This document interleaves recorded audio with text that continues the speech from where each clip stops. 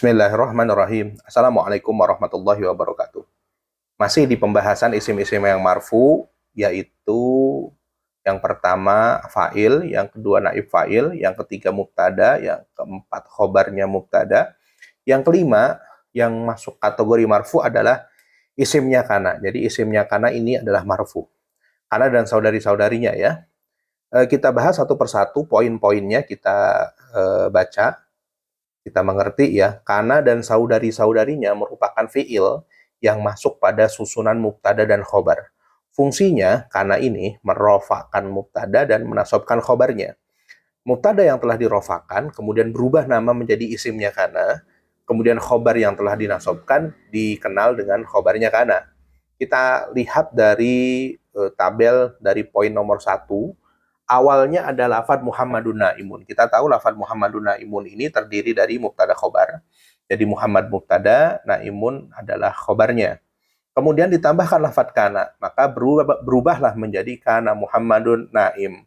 Nah, kemudian mubtadanya dimarfukan, tetap Muhammadun berarti mubtadanya itu Muhammadun tadi, khobarnya ini menjadi mangsub. Yang tadinya Naimun menjadi Naiman. Maka jadilah kana Muhammadun Naiman. Dan berubah nama, kemudian yang Muhammad ini yang awalnya mubtada disebut isimnya kana, Naiman tetap khobarnya kana. Maka Muhammadun namanya ismu kana, kemudian Naiman ini adalah khobarnya kana. Dan kalau kita lihat di judul, isimnya kana. Nah, judulnya adalah isim-isim yang marfu adalah isimnya kana. Kalau kita lihat di situ lafadz Muhammadun sebagai isimnya kana, dia bentuknya marfu, rofa, Muhammadun begitu. Maka tepat bahwa isim yang marfu diantaranya adalah isimnya kana. Ini gambarannya. Tapi kita akan membahas lebih detail lagi tentang kana dan saudari-saudarinya tentunya. 3, kana adalah fiil. Dia bukan isim. Kenapa? Karena kana ini dapat ditasrif. Kita lihat di dalam fiil madi, kana, kanu, kanat, kanata, kunna, kunta, kuntuma, kuntum, kunti, kuntuma, kuntuna, kuntu, dan kunna. Kemudian di dalam fiil mudhari'nya juga bisa ditasrif, yakunu, yakunani, yakununa, dan seterusnya. Di dalam fiil amr hanya ada 6 ya. Kun, kuna, kunu, kuni, kurang 1 ini. Kuni, kunna, dan kunna gitu. Kemudian 4 isim kana ada yang mu'rab dan ada yang mabni. Di antaranya isimnya kana ada yang mu'rab dan ada yang mabni. Kita lihat penjelasannya. Kana al-waladu nasyiton. Di yang warna merah, lafadz al-waladu adalah isimnya kana dan dia mu'rab. Kana al-muslimuna sholihin. Al-muslimun jadi isimnya kana dan dia mu'rab. Kemudian sedangkan yang mabni, isim kana yang mabni contohnya kana hadzal ustad aliman. Lafadz hadza ini adalah isimnya kana dan dia mabni tetap karena dia isim isyarah. Kuntu musliman. Nah, isim kananya adalah tu-nya dan dia sebagai isim domir. Kana dzalika itu juga termasuk isimnya kana. Kanu isim kananya adalah waul jamaah. Gitu. Kemudian 5. Apabila isim kana berupa isim yang mu'rab, maka kana selalu dalam bentuk mufradnya. Walaupun isimnya kana berupa isim yang menunjukkan musanna atau jama. Ini sama seperti di susunan fi'il fa'il ya. Kanal muslimu, kanal muslimani, kanal muslimuna. Begitu. Kemudian apabila isimnya kana berupa isim mabni, maka kana ditasrif sesuai dengan domirnya. Kalau contoh, apabila isim kana berupa isim mabni, nah kita lihat isimnya kana di situ, contohnya lafadz hadhihi, maka kananya ditasrif sesuai dengan domirnya. Kalau seandainya hadza berarti kana, kalau seandainya hadhihi ya berarti kanat. Di situ karena hadhihi muannas maka kanat hadhil madrasah wasi'ah. Kemudian isim kana bisa berbentuk zahir dan domir. Di situ ada zahir, ada domir muttasil dan domir mustatir. Yang zahir contohnya kana al-ustadu mahiran. Isim kananya adalah al-ustadu. Kemudian yang domir muttasil kuntu mahiran, mana isim kananya tu, yaitu tak mutaharrikah. Kemudian kanu mahirin, mana isim kananya wau, yaitu waul jamaah. Sedangkan contoh domir mustatir kana huwa mahiran begitu. Kana titik-titik mahiran. Kana, nah isim kananya ini tidak nampak. Maka karena tidak nampak disebut mustatir, takdiruhu huwa. Dan ini sudah dibahas di pembahasan mustatir ya. 8. Khobarnya kana ada yang mufrad dan ada yang murokab. Ini sama seperti khobarnya mubtada tentunya. Tidak perlu kita jelaskan lebih jelas lagi, lebih dalam lagi. Tinggal dilihat di situ di tabel. Anwa'u khobari kana, ada yang mufrad dan ada yang murokab.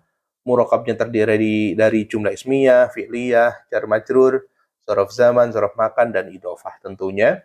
Kemudian nomor 9, i'rab dari khobar kana yang murokab adalah fi mahali nasbin. Ini juga sama seperti i'rab mahali ya. Kanal waladu kitabuhu jadidun. Al kana ini adalah fi'il, kemudian fi'il madi nakis, kemudian al waladunya adalah isimnya kana, kemudian kitabuhu jadidun menjadi khobarnya kana, dan dia terdiri dari jumlah ismiyah, mubtada khobar, kitabuhu mubtada, jadidun adalah khobar. Kemudian di i'rabnya wal jumlatul ismiyah, yaitu kitabuhu jadidun fi mahalli nasbin li'annahu khobaru kana. Dan kita tahu namanya khobarnya kana adalah mansub, makanya fi mahalli nasbin.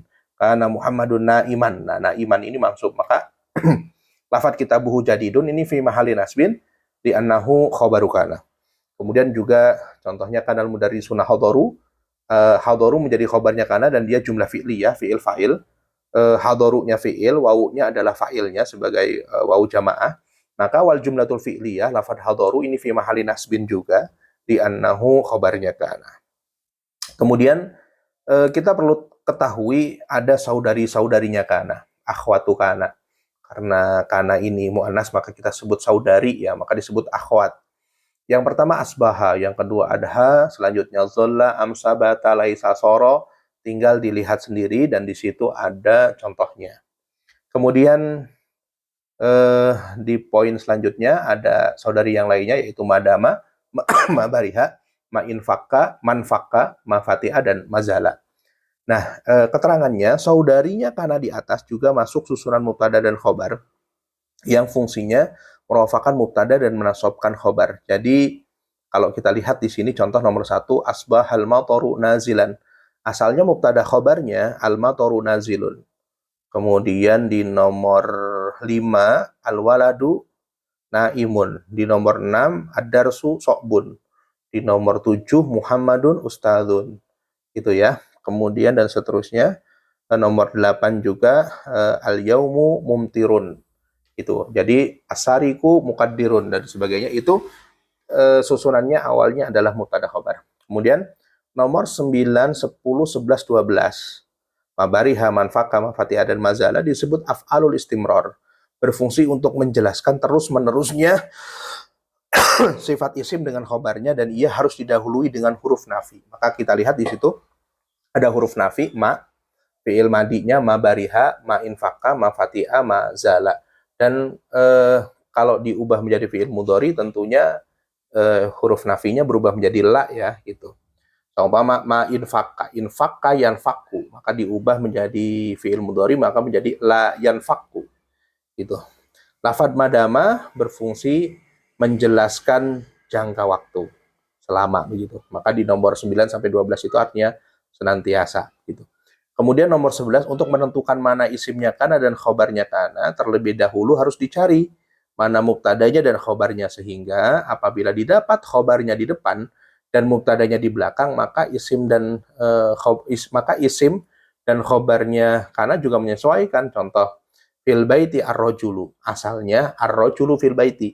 Maka ar-rajulu mubtada, fil baiti adalah khobarnya. Maka ini namanya khobar muqaddam dan mubtada muakhar. Nah, kedudukannya awalnya ar-rajulu ini adalah mubtada muakhar, sedangkan fil baiti adalah khobar muqaddam, khobar yang didahulukan. Sehingga jika dimasuki kana fil baiti ar-rajulu, karena asalnya kana ar-rajulu fil baiti. Contoh lain, laisa lahum ta'amun, asalnya at-ta'amu lahum. Asalnya laisa ta'amun lahum, gitu ya.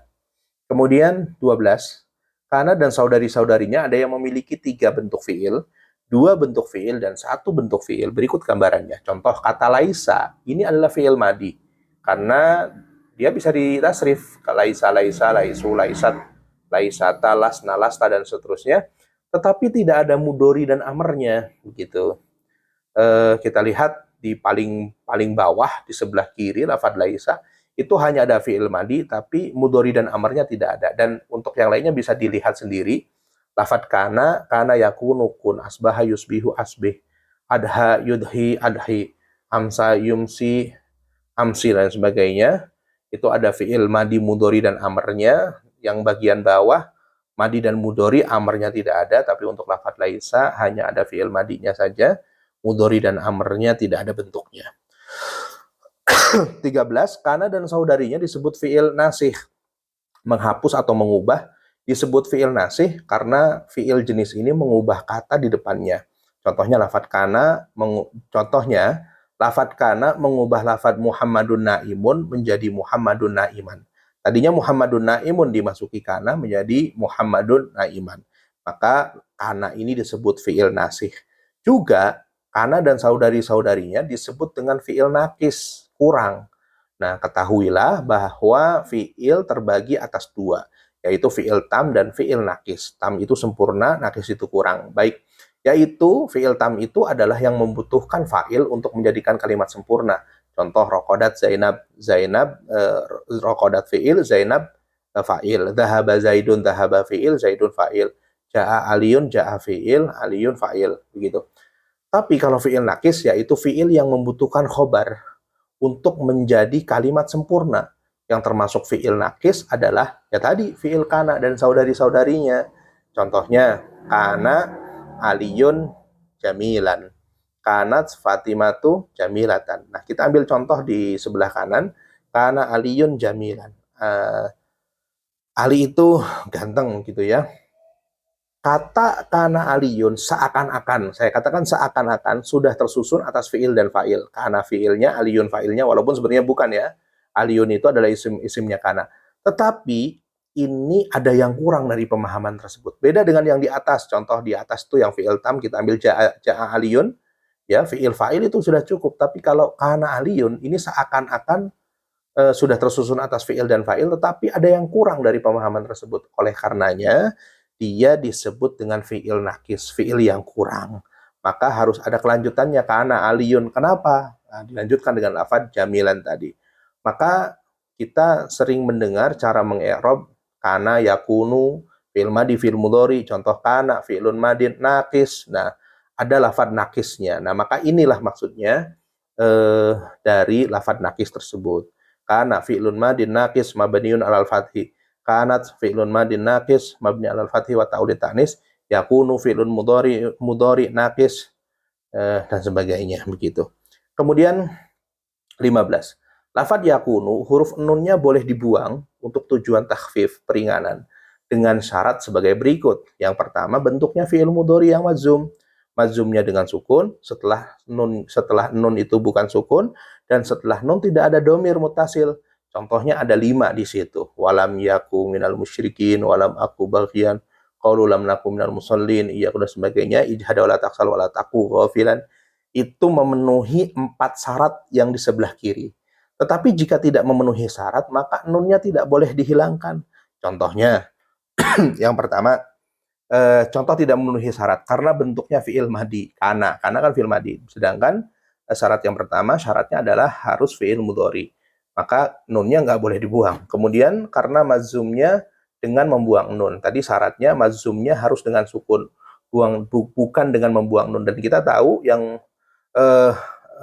mazumnya dengan membuang nun ini adalah al-af'alul khamsah ya, fi'il yang 5. Oh, saya ulangi, tadi bentuknya fi'il mudhari yang mazum ya. Majum tadi masuki huruf jazm ataupun huruf syarat ya, gitu. Kemudian kita ulangi.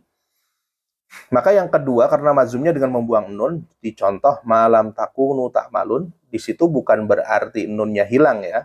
Di situ nunnya memang hilang karena memang ciri dari jazm untuk al-af'alul khamsah adalah membuang nun, asalnya takununa gitu. Kemudian karena setelah nun ada sukun. Lam yakunil ladzina kafaru. Nah, ini di surat Al-Bayyinah.